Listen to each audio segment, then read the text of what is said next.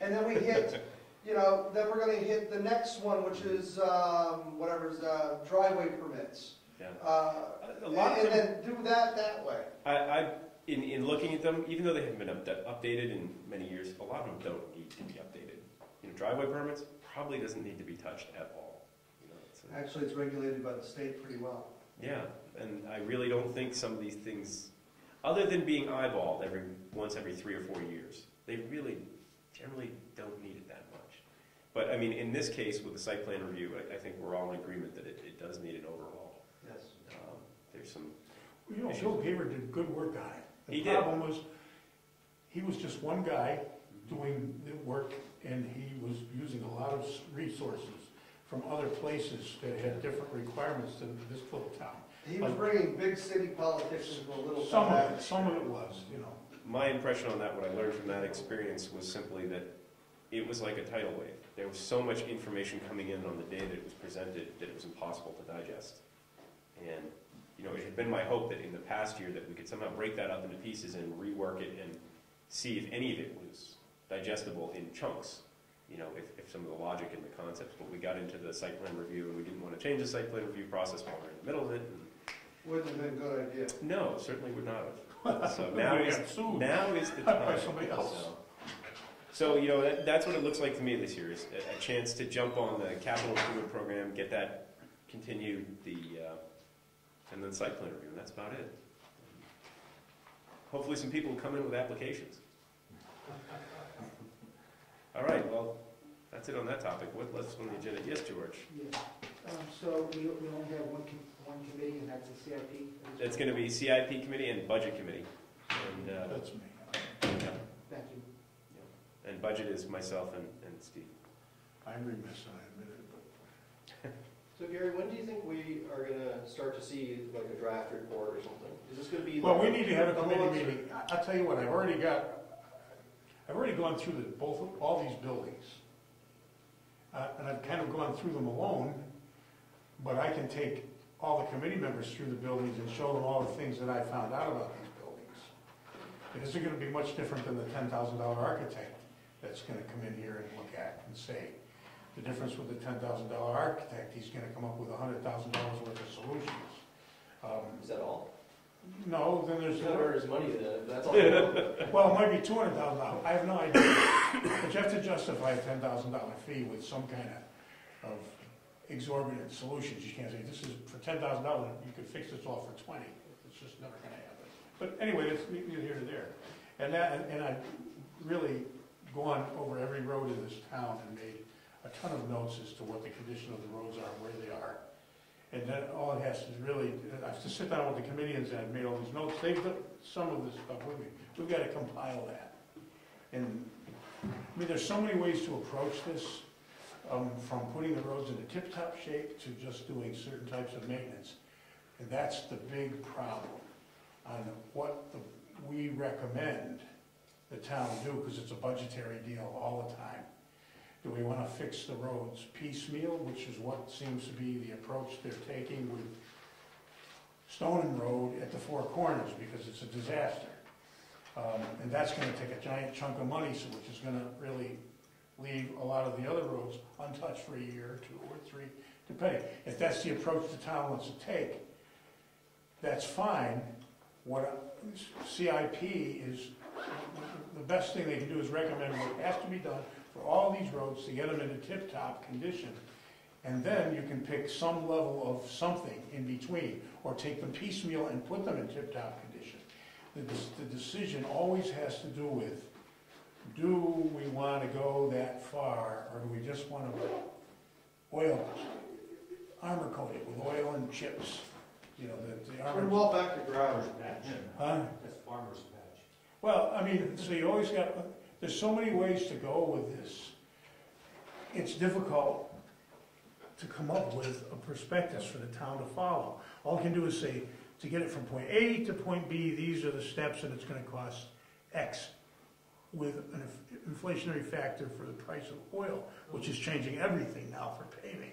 So, you know, it becomes a problem for everybody to determine what they're going to do with the roads. All you can do is say, this is the condition now, And to get it perfect is gonna require 50 yards of this, or for instance, I went with Ernie one day and we made a prospectus for, I think it was 1,200 feet of stone and road. To chip grind all of the pavement, add 6 inches of fill in many places and 12 inches in the low spot. We came up with how much it was gonna cost to fix that and get it into A1 condition. Now, you can get it into B2 condition, but you're kind of spending half the amount of money, but you're not really getting the dollars worth, because you still got a water problem, and the freeze is gonna happen under the road, and it's gonna pop it again in 5 years instead of 20 years. I know, that's my water. Yeah, well, I mean, it's everybody's water. I mean, it's just, I mean, it's literally coming out of my property. It's my fault. yeah, it's your fault. Bill him. I think you should pay for it. You need a big sponge just. I know. No, but drainage is possible if you just elevate the road. That was the point. What we did was we came up with, this is what would solve the problem from an engineering standpoint. But that's all over town, I mean. So how much does it cost to build a mile of road It depends. from nothing? What's like worst case? It depends. You're gonna go by a square foot or a lineal foot if you define a width. And that depends on what the material that's there now, what the drainage problems are there. Like Stone Road is soft, mushy crap underneath. That's why it's alligator, the whole lower end. So really what you need is a good base, and you probably need 12 inches of base in the low spot if you want the problem to go away for good. And then drainage on the sides, which takes the water from under the road to the ditches on the side and off into, because there are low places. You gotta put a couple of culverts in, but there are a few already in. It's not really easy to lay this out on paper. It's not a big deal. It's pretty simple stuff. I've been doing it for years. But the point is, the problems are solvable to how much do we want to spend to do it, and what kind of condition we want the road to be in when we get done. We can just pave the thing, and we'll get 10 years, 8 years, 10 years, but we're back to square one again in those 8 or 10 years. Do we want to solve the problem and spend $50,000 instead of $20,000 or $60,000? I can't remember what we came up with. I think Ernie and we did this, and I came up with 47 grand to do the 1,200 feet. Just for your just an idea of what we did on Garney Road, because we took the first, I think, 1,000 yards, 1,000 feet of Garney, and we ground it back up. We built that base back up because it was live sand under it, and we were having problems. So we built that first from the 4 corners down, first 1,000 feet up, and then all we did was lay a coating over the rest of the road on both lanes. And Garney's in pretty good shape right now.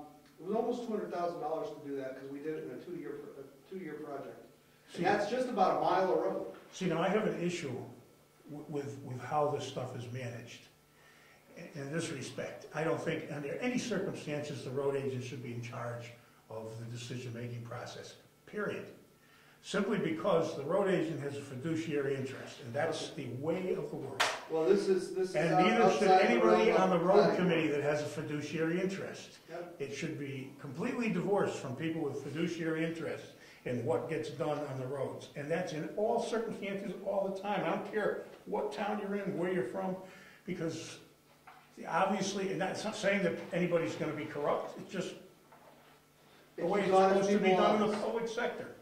So, But that's the whole point of the program, is right. But to put together recommendations for the selectmen for budgeting purposes, which brings the question of when would the selectmen need a recommendation? and construction management For what practices budget? as well. I mean, for what? For next year's budget. Oh, Because we're supposed to have this project done in some sort of a report to the selectmen on recommendations so that you can take that and run with it. by the end of September, mid-September. Mhm.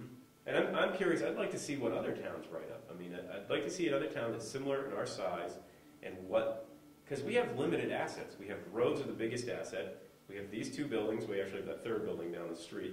I can get my hands on I mean, those. what other assets do we really We own have? 7 acres down off the railroad tracks.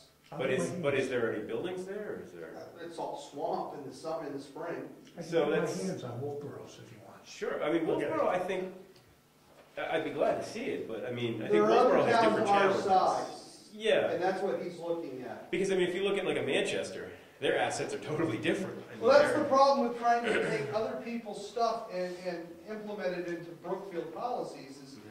Brookfield is a very unique small town. I think we're like the second smallest town in New Hampshire, or the third. I mean, so trying to adopt big city or big town politics into a small town atmosphere, we don't have a block. But it can help you build a template. I mean, just, I can like, give you an idea. something that would be helpful to the selectmen, that's the goal.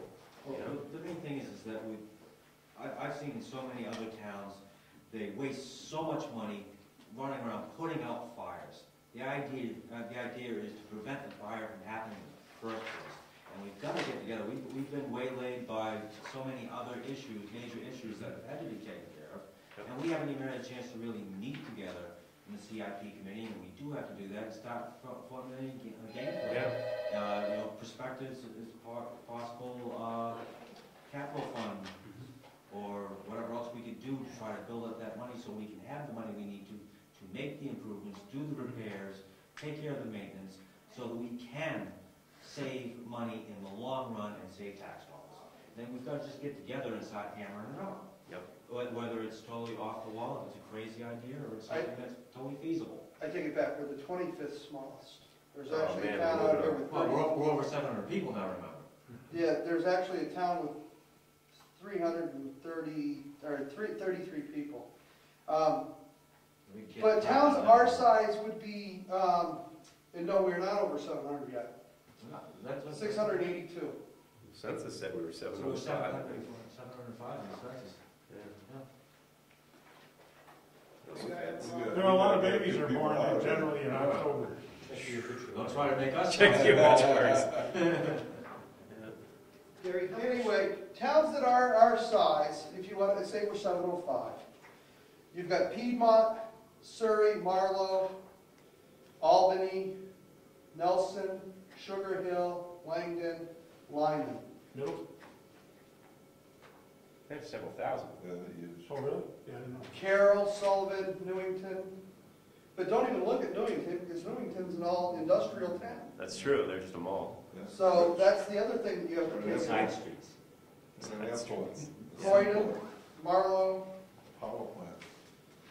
and just to give you an idea of highway budgets for towns our size.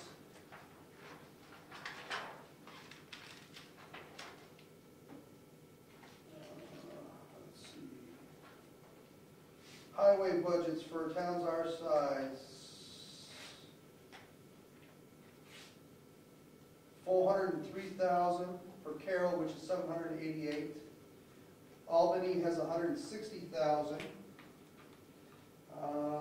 many people? Croydon, 165. Those are like 780. How many miles of road? That's another interesting factor. We have what, 23 miles? Something like that, 22. I think 18 that I think the number I heard was 18 and a half that we maintain. Right.